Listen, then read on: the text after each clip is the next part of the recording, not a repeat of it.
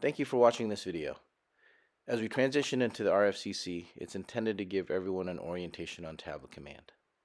We'll start with some basic settings.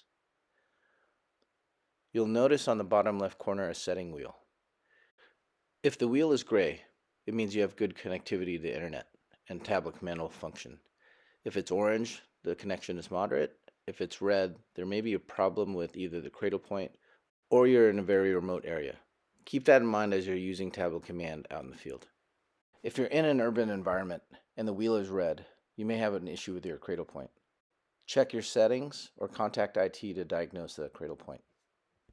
Next, by pushing that gray setting wheel, you should check some basic settings. Under User Preferences, you should ensure Disable Auto Lock is on.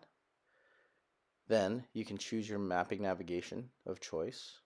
You can also choose your lat-long format here.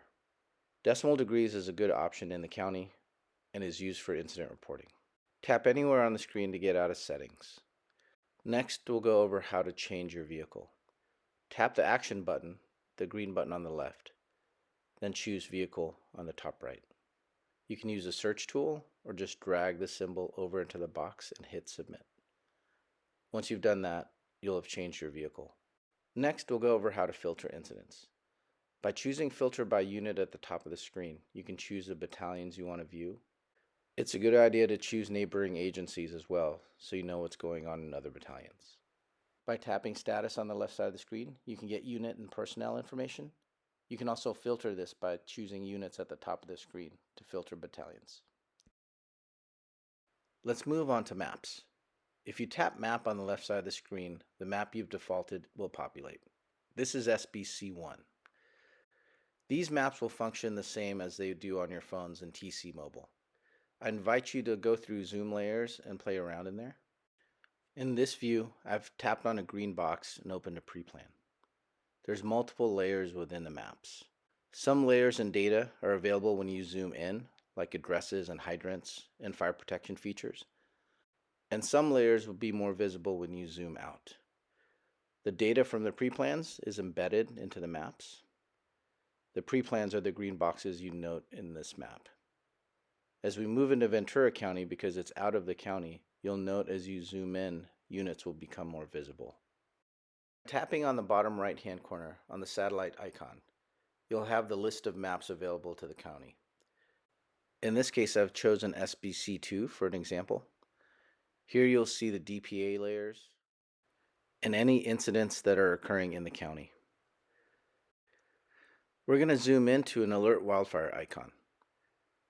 When you tap on it, it'll give you options for cameras and it'll take you directly to the Alert Wildfire website. Let's move on to getting assigned to an incident. When you get assigned to an incident, you'll see that text at the top and this will pop onto your screen. You can either push the D in the middle of the screen or the Action button to the left and it'll take you to the next tree. You can choose Responding or Available if you get canceled right away. You'll note the comm channels are to the top left of the screen and the units assigned are to the top right. The green banner appearing at the top of the screen confirms that your status has changed in CAD. When you're assigned to an incident, it'll take you directly to the incident page where you see call notes and the location of the incident. If you need to navigate into the call, hit the Navigate button to the right of the screen. If your default map takes up the whole screen, push the 3 buttons to the top of the screen and this drop down will appear. Hit Slide Over and the map should populate to the right of the screen and then open up Tablet Command. You can keep the map on the screen or tuck it away by hitting the 3 dots at the top and sliding it over to the right. The navigation app will continue to provide directions even if it's hidden. It'll live to the side of the screen until you close it. And on your next call, all you have to do is hit Navigate and it'll populate to the right of the screen again. Once you've arrived to the incident, tap the Action button to the left again and choose At Scene. You'll know that your status has changed in CAD once that green banner comes down and confirms it. Staged and Available were also available in that option tree. Go Available if you've been canceled or choose Staged if you've been staged. At this point, If a call is finished, you can hit available, or if you're taking a patient in with a firefighter in the back of an ambulance, hit transport. Complete all the option fields and then hit change status. By selecting a hospital that you are transporting to or following a firefighter in, Tablet Command will open up the navigation app. If you're in a medic unit, when you hit the status button and you choose Add Hospital, Tablet Command will calculate your mileage. If you feel your mileage is incorrect, you'll have the opportunity to enter in mileage. This will populate into CAD and also go downstream into your NEFRS reports. You'll no longer have to communicate your mileage with the dispatcher over the air. Once you're completed with the call or you're turning back to station, hit the status button and choose the correct status, whether you're available or out of service or off duty for some reason.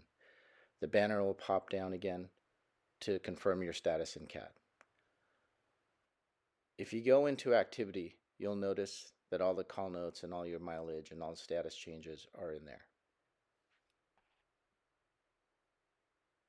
At times, we'll have to move up and cover. This direction could come from the RFCC via supervisors and BCs. If you've been given direction to move up and the RFCC hasn't assigned you, tap the status button, select Assign to Post, choose your post, and hit Change Status. After you've assigned yourself to the post, then tap the Action button again and hit En route to post. Once you've arrived to your assigned location, you can either hit In Quarters through the Action button or Available if you're just in the area. As of this video, there are some new features in Tablet Command. Within the Managed Incident, there's a couple new icons to the top of the screen. The two icons to the top provide drop-downs that will give you options for incident priorities and your operational mode. These will be visible to incoming crews and everyone viewing it on Tablet Command. If you're in Map View, if you push on a location, this drop-down will appear. It gives you the options to put some landmarks onto the map. And again, these will be visible to all incoming crews and anyone viewing the incident. In this example, I'm placing an incident command post onto the map. I'm also placing smoke where it can be seen. Additionally, I'm going to drop a pin, and I'm going to place where best access is for this incident. This data also drops into the CAD notes for incoming crews to view. Thanks again for watching this video. There are also PDF guides out there for reference. They are available through your subject matter experts with your agencies. Those persons chosen by your agency should also be able to give you additional guidance.